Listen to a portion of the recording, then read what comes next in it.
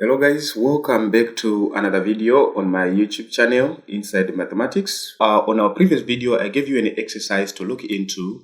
What you do, you multiply the first digit by the second digit, which is nothing but 9. 8 times 9, we get nothing but 72. Our answer for 85 square is equals to 7225. We said we add 25 at the end.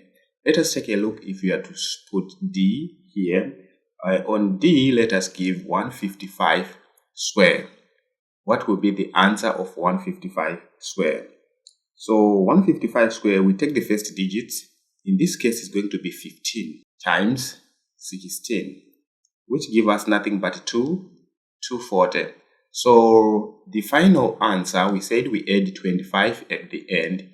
So it will be 240, 25. That will be our answer, 24,025. Now I'm giving you an exercise for you to do, which is E.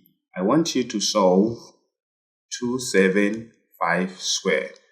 Solve this, put your answer in the comment section below. Thank you guys for watching. Bye-bye.